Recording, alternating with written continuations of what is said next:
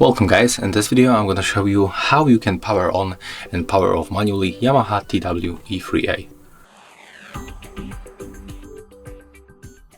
Okay, so first of all you have to take them out of the case. As you can see, they are turned on, so to turn them off you have to click and hold both earbuds.